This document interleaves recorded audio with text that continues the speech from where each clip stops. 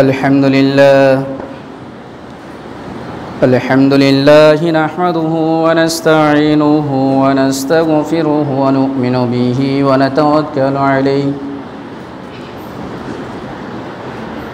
ونعوذ بالله من شرور أنفسنا ومن سيئات أعمالنا من يهده الله فلا مضل له ومن يضلل فلا هادي له وأشهد أن لا إله إلا الله وحده لا شريك له أعوذ بالله من الشيطان الرجيم بسم الله الرحمن الرحيم قاف والقرآن المجيد بل عجبوا أن جاءهم منذر منهم فقال الكافرون هذا شيء عجيب أئذا متنا وكنا ترابا ذلك رجع بعيد قد علمنا ما تنقص الأرض منهم وعندنا كتاب حفيظ بل كذبوا بالحق لما جاءهم فهم في أمر مريج أفلم ينظروا إلى السماء فوقهم كيف بنيناها وزيناها وما لها من فروج الحمد لله সমস্ত প্রশংসা সমস্ত গুণগান ও সমস্ত সিফত সানা সেই মহান রব্বুল আলামিনের জন্য যিনি আমাদেরকে এই পবিত্র জুমার দিনে মসজিদে উপস্থিত হওয়ার তৌফিক দান করেছেন সে আল্লাহর প্রতি শুকরিয়া আদায় করি আলহামদুলিল্লাহ দুরূদ ও সালাম বর্ষিত হোক মুহাম্মদ রাসূলুল্লাহ সাল্লাল্লাহু আলাইহি ওয়াসাল্লামের উপর আল্লাহুম্মা সাল্লি আলাইহি আল্লাহুম্মা বারিক আলাইহি আজকে আমি আপনাদের সামনে সংক্ষিপ্তভাবে যে বিষয়টি নিয়ে আলোচনা করব তা হচ্ছে মৃত্যু সম্পর্কে সংক্ষিপ্তভাবে কোরআন ও সহিহ হাদিস থেকে আলোচনা করার চেষ্টা করব ইনশাআল্লাহ।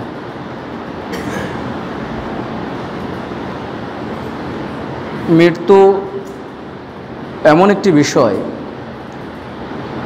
যেটা মুসলমান যারা তারা বিশ্বাস করে মানুষের মৃত্যু একবারই হবে, আর যারা হিন্দু বা সনাতন ধর্ম যারা পালন করে তাদের কেউ কেউ মনে করেন যে মানুষের মৃত্যু একবার হবে, অধিকাংশ তারা মনে করেন মানুষের পুনর্জন্ম হয়। কিভাবে? ধরে নেন আপনি এখন মানুষ হয়ে জন্মগ্রহণ করেছেন, আপনি যদি মন্দ আমল করে যান দুনিয়াতে তাহলে হয়তো পরবর্তী প্রজন্মে বা পরবর্তীতে হয়তো আপনি সাপ বিজি বা অন্যান্য হিংস্র পশু এরকম কোনো বা কুকুর এরকম কোনো প্রাণী হয়ে আপনাকে দুনিয়াতে আসতে হবে। কিন্তু মুসলমান তারা বিশ্বাস করে যে মানুষের মৃত্যু হবে, তার হিসাব নিকাশ হবে। পরক্ষণে যারা নাস্তিক বা যারা কোনো ধর্মকেই বিশ্বাস করে না, যারা আল্লাহকে বিশ্বাস করে না, তাদের বিশ্বাস যে মানুষ দুনিয়াতে এসেছে, তার মৃত্যু হবে, শেষ। তার কবরে কোনো হিসাব নিকাশ হবে না, হাসরের মাঠে কোনো হিসাব নিকাশ হবে না, জান্নাত জাহান্নাম বলে কিছু নেই, কবরের আযাব বলে কিছু নেই, কিয়ামতের মাঠ এটা বলে কিছু নেই। এই বিশ্বাস তারা করে। কিন্তু মুসলমান যারা খাঁটি মুসলমান তারা বিশ্বাস করে যে আমরা দুনিয়াতে এসেছি, আমাদের আমলনামা ভালো মন্দ এর উপর বিচার করে কবরে আমাদের প্রশ্ন হবে আমল যদি ভালো হয় আমাদের প্রশ্নের উত্তরগুলো আমরা দিতে পারবো। এর উপর ভিত্তি করে কিয়ামতের মাঠে যে হিসাব নিকাশ হবে, হিসাব নিকাশের পরে কেউ যাবে জান্নাতে, কেউ যাবে জাহান্নামে। যারা জান্নাতে যাবে তাদেরকে আর কোনো বের হতে হবে না। যারা জাহান্নামে যাবে এমন কিছু খারাপ আমল করে গেছে, মন্দ গুনাহের কাজ, হয়তো কিছু বিচার আচার হয়ে আবার সে জান্নাতে যাবে। কিন্তু এমন কিছু আমল রয়েছে যে আমলগুলো করলে, যে পাপগুলো করলে, যেই গুনাহগুলো করলে মানুষের আমলগুলো নষ্ট হয়ে যায়। তার মধ্যে কেউ যদি শিরিক করে তাহলে তার পিছনের সব আমল নষ্ট হয়ে যাবে, সে অবশ্যই চিরস্থায়ীভাবে জাহান্নামে থাকবে। আবার যদি কেউ বিদআত করে, সামনে যত আমল করবে সে আমলগুলো কবুল হবে না। এজন্য যাবতীয় অবস্থায় চেষ্টা করতে হবে দুনিয়াতে যতদিন বেঁচে আছি শিরিক থেকে বিরত থাকা, বিদআত থেকে বিরত থাকা। যতটুকু আমল করতে আমি পারি বা করছি, এই আমলগুলো যেন স্বচ্ছ এবং খাঁটি হয়। মানুষ মাত্রই ভুল হবে এমন কোনো মানুষ কেউ বলতে পারবে না যে আমার কোনো গুনাহ নেই, আমার কোনো পাপ নেই, আমার কোনো ভুল নেই, এটা কেউ বলতে পারবে না। এজন্য আমাদের মৃত্যু হবে এটা বিশ্বাস করতে হবে। এজন্য আজকের জুমার সংক্ষিপ্ত আলোচনার বিষয়ে নির্ধারণ করেছি মৃত্যু সম্পর্কে। আল্লাহ তাআলা বলছেন, কুল ইন্নাল মাউতাল্লাযী তাফিররুনা মিনহু ফাইন্নাহু মুলাকীকুম সুম্মা তুরদ্দুনা ইলা আলিমিল গায়বি ওয়াশ শাহাদা ফায়ুনাব্বিউকুম বিমা কুনতুম তা'মালুন। আল্লাহ তাআলা বলছেন, হে নবী তুমি মানুষদেরকে জানিয়ে দাও। কুল আদেশসূচক, আমরের সিগা, আদেশসূচক শব্দ। আমর হাজের মারুফ, আমর হাজের মারুফ মানে কোনো কিছুর আদেশ করা হয়। কুল হে নবী আপনি মানুষদেরকে জানিয়ে দিন, আপনি তাদেরকে বলুন, ইন্নাল মাউতাল্লাযী তাফিররুনা মিনহু, তারা যদি মনে করে যে আমি মৃত্যু থেকে পালিয়ে বেড়াবো তাহলে তারা পালাতে পারবে না। ফাইন্নাহু মুলাকীকুম, অবশ্যই তাদেরকে আমার সঙ্গে সাক্ষাৎ করতে হবে। সুম্মা তুরদ্দুনা ইলা আলিমিল গায়বি ওয়াশ শাহাদা, এবং সেই আল্লাহর কাছে তোমাদেরকে ফিরে যেতে হবে যিনি তোমাদের প্রকাশ্য বিষয় এবং অপ্রকাশ্য বিষয় সব কিছু তিনি জানেন। আমি একাকিত্ব রুমে, কেউ নেই, একটা ছেলে একটা মেয়ে একাকিত্বে প্রেমের গল্প করছে, কেউ নেই। পিতামাতাকে ফাঁকি দিয়ে, প্রতিবেশীকে ফাঁকি দিয়ে, সারা পৃথিবীর মানুষকে ফাঁকি দিয়ে তারা অন্যায় কাজ করছে, কিন্তু দেখছেন কি? আল্লাহ। মানুষ মাঝে মাঝে প্রশ্ন করে, হুজুর আমরা কথা বলি শুধু ফোনে, আমাদের মধ্যে কোনো খারাপ আলোচনা হয় না, এটা কি বৈধ হবে? দুইটা ছেলে মেয়ে মোবাইলে কথা বলবে আর সেখানে তৃতীয় জন শয়তান উপস্থিত হবে না, এটা অসম্ভব কথা। দুইটা ছেলে মেয়ে একাকিত্বভাবে রুমে গল্প করবে, পার্কে গিয়ে গল্প করবে, শয়তান তৃতীয় পক্ষ এসে উপস্থিত হবে না, এটা অসম্ভব কথা। এজন্য ভয় করবেন যে আমাকে মৃত্যুবরণ করতে হবে, আল্লাহর কাছে ফিরে যেতে হবে। আল্লাহ বলছেন, যিনি প্রকাশ্য বিষয় অপ্রকাশ্য বিষয় সব কিছু জানেন।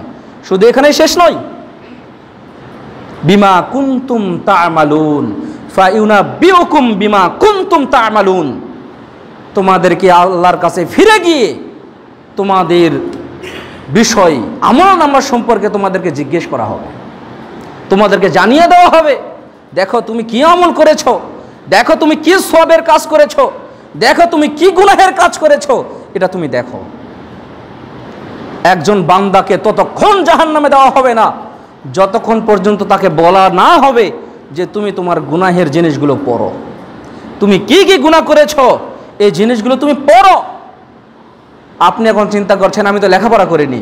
আরে যে আল্লাহ তোমাকে মাটি থেকে যদি সৃষ্টি করতে পারেন, যে আল্লাহ তোমাকে এক ফোঁটা বীর্যের কোটি কোটি ভাগের সামান্যতম পদার্থ দ্বারা যদি তোমাকে আল্লাহ সৃষ্টি করতে পারেন, সেই আল্লাহ তোমাকে কি মুখ দিয়ে বলাতে পারেন না যে তুমি পড়ো?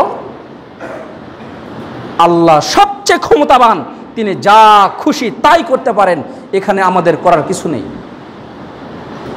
এজন্য সেই আল্লাহ তোমাকে বলবেন তুমি পড়ো, দেখো তুমি কি কি গুনাহের কাজ করেছো। পড়ার পরে তারপরে তুমি এখন জাহান্নামে যাওয়া। এজন্য আমল নামা যেগুলো করছেন ভাবেন, চিন্তা করেন, বয়স আমার শেষের দিকে, আমি যে কোনো সময় মারা যেতে পারি, আল্লাহ কখন আমাকে উঠিয়ে নেবেন আমি জানি না। আপনি আজকে মসজিদে আছেন, ভালো মানুষ, কোনো অসুখ নেই, শুধু শুকিয়ে যাচ্ছেন। ডাক্তার বলছে আপনার কোনো অসুখ নেই, আপনি শুধু শুকিয়ে যাচ্ছেন, মৃত্যুর কোলে ঢলে পড়ছেন, ডাক্তার বলছে কোনো অসুখ নেই। ডাক্তার ধরতে পারছে না যে সমস্যা কোথায়, কিন্তু আপনি ধীরে ধীরে ধীরে ধীরে খুব সুঠাম দেহ, সুন্দর দেহ ধীরে ধীরে শুকিয়ে যাচ্ছে, ডাক্তার বলছে কোনো অসুখ নেই। সেই আল্লাহ তোমাকে যদি সৃষ্টি করতে পারেন সুন্দর দেহ দ্বারা, সেই আল্লাহ তোমাকে মৃত্যু ঘটাতে পারেন 1 সেকেন্ডের মধ্যে। আল্লাহ বলছেন আইনামা তাকুনু ইউদরিকুমুল মাউত, তোমরা যেখানেই থাকো না কেন তোমাদেরকে মৃত্যুর স্বাদ গ্রহণ করতে হবে। কোথায় থাকবা? বাড়িতে, বনে, জঙ্গলে, নদীতে, সোনার ঘরে। খুব সুন্দর করে বাড়িটা বানিয়েছেন। একটা ভিডিও দেখেছিলাম, 60 লক্ষ টাকা দিয়ে বাড়ি করেছে। তো বলছে বাড়ি করা শেষ, ছেলেরা বলছে আব্বা আপনি বাড়িতে প্রবেশ করেন। পিতা বলছে না না বাবা, এত কষ্ট করে তোমরা 2 ভাই বিদেশ আছো, 60 লক্ষ টাকা খরচ করে বাড়ি করেছি, তোমরা আসো, 2 মাসই তো সময়, 2 মাস পরে আমরা প্রবেশ করব, একসঙ্গে বাড়িতে থাকবো, আনন্দটা ভালো হবে। হঠাৎ দেখছে যে নদী ভাঙতে ভাঙতে ভাঙতে ভাঙতে তার বাড়িটা ভেঙে নিয়ে চলে গেল। বাড়িতে থাকার ভাগ্যে হলো না। কেউ কি জানে এতটুকু মানুষের বিবেক যদি থাকতো যে নদী ভাঙতে ভাঙতে আমাদের বাড়ি ভেঙে যাওয়ার সম্ভাবনা আছে, তাহলে কি 60 লক্ষ টাকা দিয়ে কেউ বাড়ি করতো? করতো না। এই জন্য তোমার কখন কিভাবে মৃত্যু হবে আমরা জানি না। আল্লাহ বলছেন তোমরা যেখানেই থাকো না কেন তোমাদের মৃত্যু হবে। আপনি আমল যেগুলো করছেন কমপক্ষে চেষ্টা করেন যে ভাই আমি আমল করতে পারছি না, তবে গুনাহের কাজ করিয়েন না। আপনি আমল করতে পারছেন না, যেটুকু করছেন খুব সামান্য, মনে করেন যে আল্লাহ এটার উপর ভিত্তি করে যেন তুমি আমাকে জান্নাত দিও। তুমি আল্লাহ দেখছো আমি গুনাহের কাজ করি না, তোমার দ্বারাতে যেন গুনাহের কাজ না হয়, এই চিন্তাটা সবসময় মাথা নিয়ে আসবে। ছেলের জন্য যা সারা জীবন রোজগার করলেন, শেষ বয়সে ছেলে আপনাকে দেখে না, মা নিজের খাবার তুলে রেখেছে, না জানি আমার ছেলে খেয়েছে কি খায়নি। এটা দরদ, ভালোবাসা। সেই মাকে বলছে যে আমি তোমাকে ভাত দিতে পারবো না, তুমি এখন কি করবা করো। এই জন্য চিন্তা করবেন নিজের আমলের বিচার নিজেকে দিতে হবে, সন্তান দিবে না। লা ইউকাল্লিফুল্লাহু নাফসান ইল্লা উসআহা। একজন মানুষের বোঝা আরেকজন কেউ বহন করবে না। আপনি সারা জীবন রোজগার করলেন ছেলের জন্য, ছেলে বলছে আমি তোমাকে আর দেখতে পারবো না। তার কারণ মায়ের অসুখের কারণে জমি বিক্রি করলো, কেন? এই কারণে ছেলে আর পিতাকে দেখতে পারবে না। ছেলে বলছে মায়ের ক্যান্সার হয়েছে, জানা যাচ্ছে যে মারা যাবে, তো পিতা জমি বিক্রি করছে, না জানি ভালো হয়। তো ছেলে বলছে ক্যান্সার হয়েছে, মারা তো যাবে, বিক্রি করার কি দরকার? পিতার তো মন মানে না, ছেলে বলছে বিক্রি করার কি দরকার? সেই ছেলের জন্য আপনি সারা জীবন রোজগার করেছেন। আপনি যদি তদন্ত করেন 100টার মধ্যে 95টা ছেলে পাবেন যারা পিতা মাতাকে বৃদ্ধ বয়সে দেখে না, দেখার চেষ্টাও করে না। এজন্য নিজের আমলের হিসাব নিজেকেই দিতে হবে, সবসময় চেষ্টা করেন। আল্লাহ তাআলা মুহাম্মদ সাল্লাল্লাহু আলাইহি ওয়াসাল্লামকে ধমক দিয়ে বলছেন ওয়ামা জাআলনা লিবাশারিন মিন ক্বাবলিকাল খুলদ, হে নবী তোমার পূর্বে আমি কোন মানুষকে দুনিয়াতে চিরস্থায়ীভাবে বসবাস করার জন্য পাঠাইনি, তার মানে তোমারও মৃত্যু হবে। ইন্নাকা মাইয়িতুন ওয়া ইন্নাহুম মাইয়িতুন, তোমাদের যেরকম মৃত্যু হবে আমারও তেমন মৃত্যু হবে, আমার যেমন মৃত্যু হবে তোমাদেরও তেমন মৃত্যু হবে। তার মানে কেউ চিরস্থায়ী নয়। আমরা জানি নূহ আলাইহিস সালাম 950 বছর দাওয়াত দিয়েছে, 950 বছর দাওয়াত দিয়েছেন, তার মানে তাদের বয়স কত ছিল? আদম আলাইহিস সালাম আরো অন্যান্য নবী তাদের বয়স আরো বেশি ছিল। ফেরাউন 300-400 বছর বেঁচে ছিলেন। আমাদের বয়স কত? 70 বছর, 60 বছর, এখন তো 50 বছরেই শেষ। 50 বছরে ছেলে বলছে বাবা আসিও না বাড়িতে। কেন? আর কয়েকটা বছর থাকো, তাহলে আরেকটু ভালো হবে। বাপ গেছে বিদেশে, ছেলে চিন্তা করছে যার কয়েকটা বছর থাকো তাহলে আরো ভালো হবে। কিন্তু মা যে কষ্ট পাচ্ছে ও বুঝে না, পিতা যে কষ্ট পাচ্ছে বউকে ছাড়া থাকতে ও বোঝে না। ও শুধু বলছে যে আপনি আর কয়েক বছর থাকেন। স্বামী স্ত্রী আলাদা থাকা যে কত কষ্ট, স্বামী স্ত্রী ছাড়া তুমি সন্তান বুঝতে পারবে না। তার কারণ তুমি তো এখনো বিয়ে করোনি, তুমি তো শুধু মনে করছো আরেকটু জমি হোক, তখন জমিগুলোতে আমিই পাবো, বাড়িটা আরেকটু হোক, বাড়িটা তো আমারই হবে। আল্লাহর নবীকে ধমক দিয়ে বলছেন আপনাকে চিরস্থায়ীভাবে দুনিয়াতে পাঠানো হয়নি, কাউকেই চিরস্থায়ীভাবে দুনিয়াতে পাঠানো হয়নি, তার মানে মৃত্যু হবে। সতর্ক করে দিচ্ছেন নবী তোমার মৃত্যু হবে। আল্লাহ বলছেন লিকুল্লি উম্মাতিন আজালুন ইযা জাআ আজালুহুম ফালা ইস্তাখিরুনা সাআতান ওয়ালা ইস্তাকদিমুন। লিকুল্লি উম্মাতিন আজালুন, প্রতিটি উম্মতের জন্য, প্রতিটি জাতির জন্য রয়েছে একটা নির্দিষ্ট সময়। ইযা জাআ আজালুহুম, যখন তাদের সেই সময় উপস্থিত হবে, ফালা ইস্তাখিরুনা সাআতান ওয়ালা ইস্তাকদিমুন, তখন তাদের সেই সময়টাকে বাড়ানোও হবে না, কমানোও হবে না। তার মানে একটা মানুষের যখন সময় শেষ হয়ে যাবে তখনই তার মৃত্যু হবে। এজন্য সব সময় চিন্তা করবেন যে না জানি কখন আমার মৃত্যু হয়, না জানি কখন আমার মৃত্যু হয়।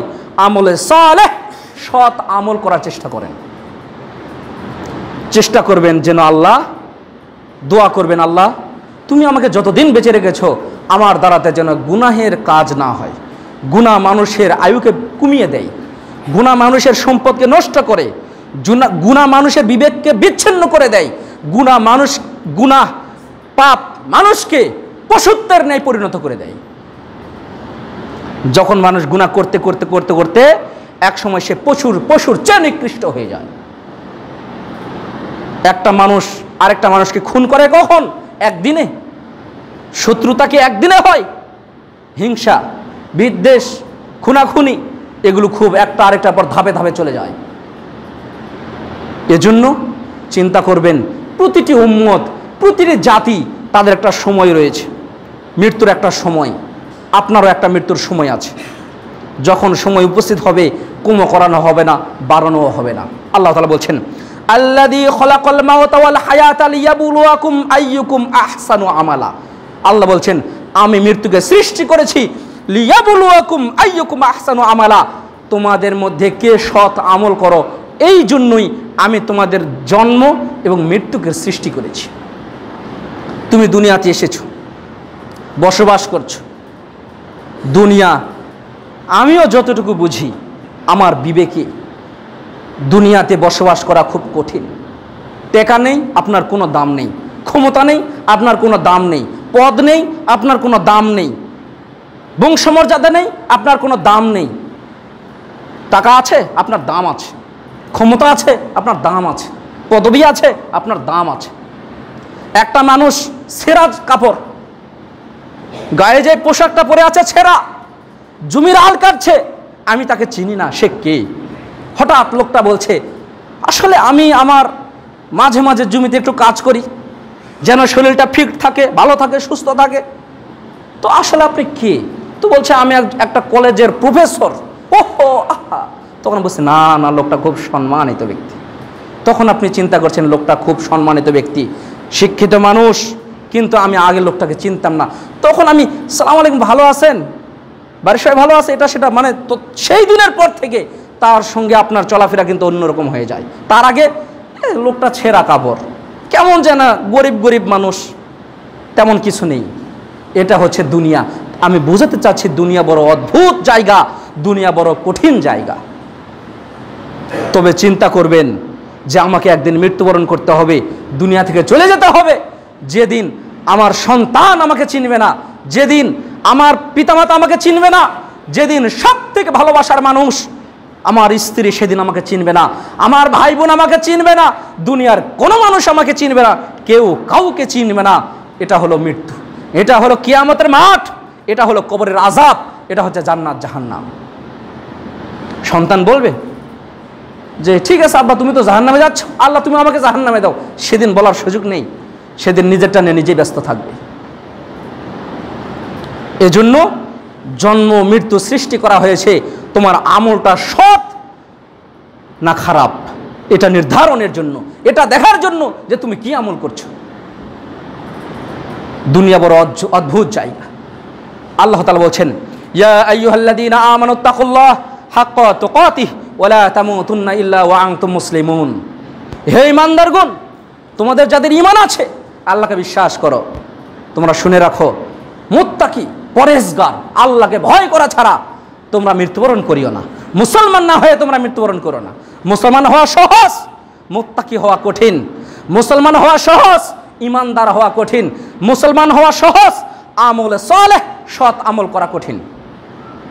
আপনি কি? আমি মুসলমান, নাম কি? আব্দুল্লাহ, অথচ সে নাস্তিক, আল্লাহকে বিশ্বাস করে না। আল্লাহকে বিশ্বাস করে না, মুখে দাঁড়িয়ে আছে। এজন্য চিন্তা করবেন যে এই যে আমি কি মুত্তাকি, আমি আল্লাহর বিশ্বাস করি, আমি কি মুসলমান? মাঝে মাঝে নিজেকে প্রশ্ন করবেন যে আজকেই যদি আমার মৃত্যু হয়ে যায়, স্ত্রী পাশে শুয়ে রয়েছে, স্ত্রী জানে না আপনার কখন মৃত্যু হয়েছে, হঠাৎ আপনার মৃত্যু হয়ে গেছে। এরকম মৃত্যু হয় না? হঠাৎ মৃত্যু। চুলায় জাল দিচ্ছে, ভাত রান্না করেছে, খাওয়ার সুযোগ হয়নি, মৃত্যুবরণ করেছে। জমিতে আল কাটতেছে, হঠাৎ বিছলি মৃত্যুবরণ করেছে। হঠাৎ বসে আছে, কোনো কাজ নেই, চা খাচ্ছে, চায়ের গ্লাসটা পড়ে গেল, মাথাটা টোলের নিচে পড়ে গেল, শেষ, মৃত্যু হয়ে গেল। কার জন্য কামাই করছে? চিন্তা করবেন। সেই সন্তানের জন্য যেই সন্তান আপনি মনে করেন যে আমাকে বৃদ্ধ বয়সে দেখাশোনা করবে, সেই সন্তানকে একটু ভালো করে চিনেন। মৃত্যুর আগ পর্যন্ত সন্তানকে কোনো জমি লিখে দিবেন না। যদি দেন, রাজার যেরকম রাজত্ব হারায় ওইরকম আপনি আপনার রাজত্ব হারাবেন। আপনার সন্তানকে জমি লিখে দিবেন কিভাবে? যে আপনার যেদিন মৃত্যু হবে সেদিন আপনার জমির ভাগ পাবে।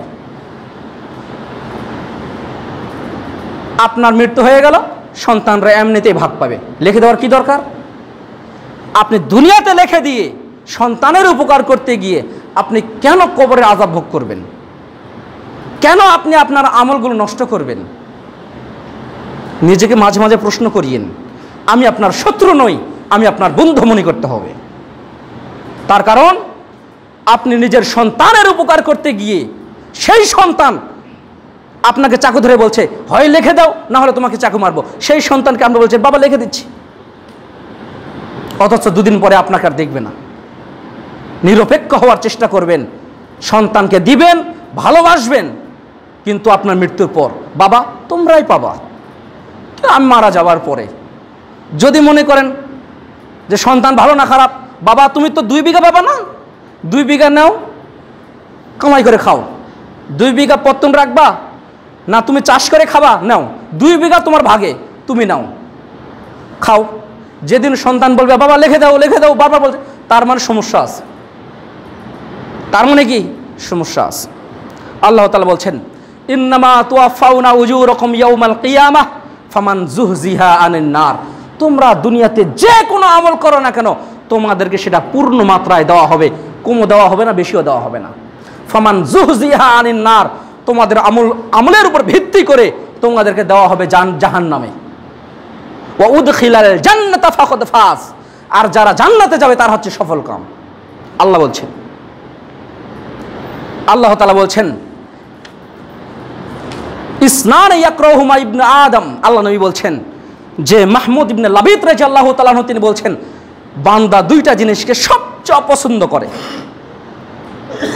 ইসনান ইয়াকরাহুমা ইবনে আদম আল মাউত, বান্দা তার মৃত্যুকে সবচেয়ে ঘৃণা করে, অপছন্দ করে। ওয়াল মাউতু খায়রুন লিল মুমিনি মিনাল ফিতান, অথচ একজন মুমিন বান্দার জন্য ফিতনা থেকে বেঁচে থাকার সবচেয়ে ভালো উপায় হচ্ছে তার মৃত্যু। মুমিন বান্দা, আপনি ইমানদার ভালো মানুষ, আপনার যদি হঠাৎ মৃত্যু হয়ে যায় দুঃখিত হওয়ার কোনো কিছু নেই। সন্তানরা আপনারা দুঃখিত হওয়ার কোনো কিছু নেই। তার কারণ ভালো মানুষ তার যত তাড়াতাড়ি মৃত্যু হবে তত ভালো, কারণ আল্লাহ তাকে উঠিয়ে নিয়েছেন, এখানে আপনার কোনো হাত নেই। ও হয়তো দুনিয়াতে যদি বেঁচে থাকতো, হতে পারে শেষ বয়সে একটা শিরিকের আমল করত, পিছনের সব আমল বরবাদ হয়ে যেত, সব নষ্ট হয়ে যেত, যাকে জাহান্নামে চলে যেতে হতো। তারপর বলছেন ওয়াকরাহু কিল্লাতাল মাল, একজন বান্দা অল্প সম্পদ সবচেয়ে অপছন্দ করে, অথচ আল্লাহ নবী বলছেন ওয়া কিল্লাতুল মালি আকাল্লু লিল হিসাব, অথচ যার কম সম্পদ আল্লাহর সামনে গিয়ে হিসাব দেওয়া তার জন্য সবচেয়ে বড় সহজ হয়ে যাবে।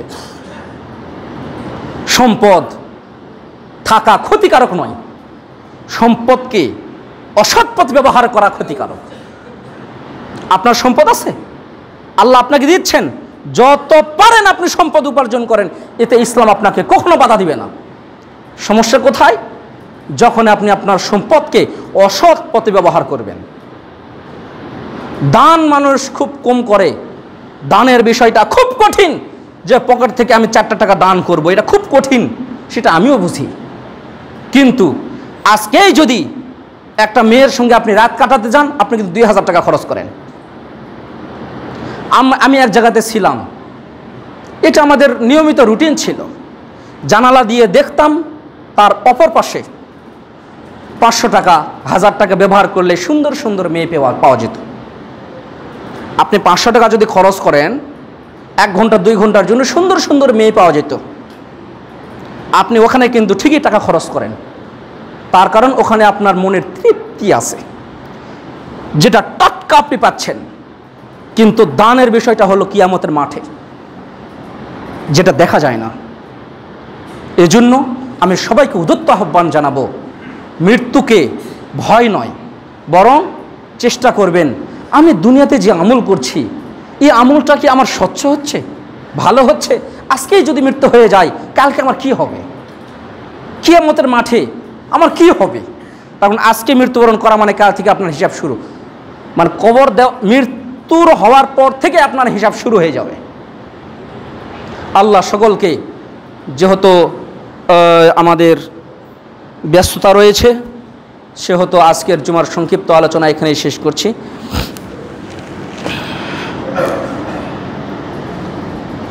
আলহামদুলিল্লাহি ওয়াহদাহু ওয়াসসালাতু ওয়াসসালামু আলা মান লা নাবিয়্যা বা'দা, আম্মা বা'দ।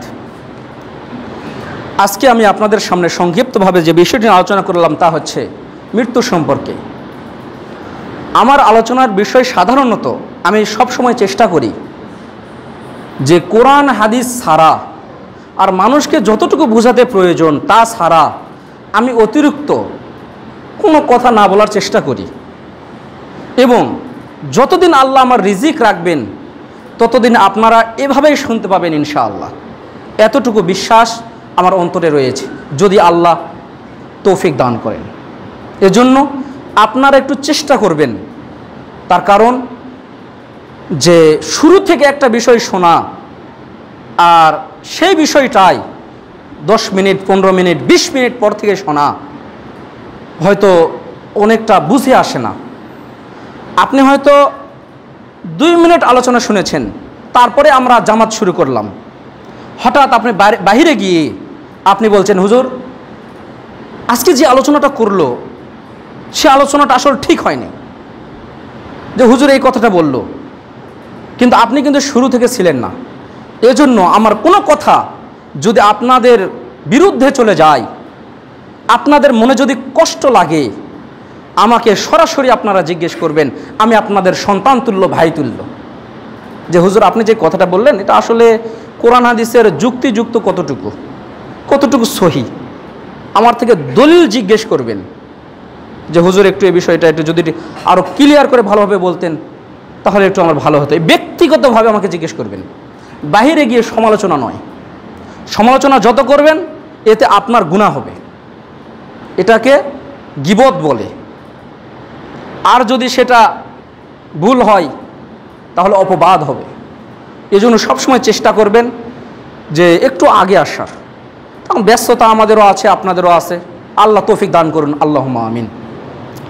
আল্লাহুম্মা সাল্লি আলা মুহাম্মদ ওয়া আলা আলি মুহাম্মদ كما صليت على إبراهيم وعلى آل إبراهيم إنك حميد مجيد اللهم بارك على محمد وعلى آل محمد كما باركت على إبراهيم وعلى آل إبراهيم إنك حميد مجيد اللهم انصر المسلمين في كل مكان اللهم انصر المسلمين في كل مكان اللهم اعز الإسلام والمسلمين اللهم اعز الإسلام والمسلمين ربنا آتنا في الدنيا حسنة وفي الآخرة حسنة وقنا عذاب النار ربنا ظلمنا أنفسنا وإن لم تغفر لنا وترحمنا لنكونن من الخاسرين আয় আল্লাহ আমাদের মাঝে যারা মৃত্যুবরণ করেছে আল্লাহ তুমি তাদেরকে জান্নাতুল ফেরদাউস নসিব করো আমাদের মাঝে যারা ভাই বোন পিতামাতা আত্মীয় স্বজন যারা মৃত্যুবরণ করেছে আল্লাহ তাদেরকে তুমি জান্নাতুল ফেরদাউস নসিব করো যাদের কবরে আযাব হচ্ছে আল্লাহ তাদেরকে তুমি আযাবগুলোকে মাফ করে দিয়ে তাদেরকে তুমি জান্নাতুল ফেরদাউস নসিব করো অনেকে জেনে না জেনে ভুলে অনেকেই হয়তো গুনাহের কাজ করছে আল্লাহ সেই গুনাহগুলোকে তুমি মাফ করে দাও আমরা আমাদের মাঝে যারা অসুস্থ রয়েছে তাদেরকে তুমি সুস্থতা দান করো যে পিতামাতা বেঁচে রয়েছে আমরা যেন পিতামাতার খেদমত করতে পারি সেই তৌফিক দান করো বর্তমানে আল্লাহ আমাদের মাঝে যারা বিভিন্ন সমস্যায় রয়েছে তাদের সমস্যাগুলোকে দূর করে দাও যাদের উপরে বালা মুসিবত রয়েছে বালা মুসিবতগুলোকে দূর করে দাও যারা ঋণগ্রস্ত অবস্থায় আছে আল্লাহ তুমি তাদের ঋণকে পরিশোধ করার তৌফিক দান করো আয় আল্লাহ আমরা যেন শিরক থেকে বিরত থাকতে পারি সেই তৌফিক দান করো বিদআত থেকে যেন বিরত থাকতে পারি সেই তৌফিক দান করো আয় আল্লাহ আমাদের দ্বারাতে যেন কোনো অন্যায় না হয় সেই তৌফিক দান করো আয় আল্লাহ আমাদের দ্বারাতে যেন দেশের জনগণের পরিবারের কারো যেন কোনো ক্ষতি না হয় সেই তৌফিক দান করো আমার মাধ্যমে যেন দেশের জনগণের এবং পরিবারের সবার যেন কল্যাণ হয় সেই তৌফিক দান করো ভালো আমল করে যেন আমরা কবরে যেতে পারি সেই তৌফিক দান করো অন্যায় থেকে যেন বিরত থাকতে পারি সেই তৌফিক দান করো এই বলে আজকের সংক্ষিপ্ত আলোচনা এখানে শেষ করছি সুবহানাকাল্লাহুম্মা ওয়া বিহামদিক আশহাদু আল্লা ইলাহা ইল্লা আনতা আস্তাগফিরুকা ওয়া আতুবু ইলাইক আসসালামু আলাইকুম ওয়া রাহমাতুল্লাহি ওয়া বারাকাতুহু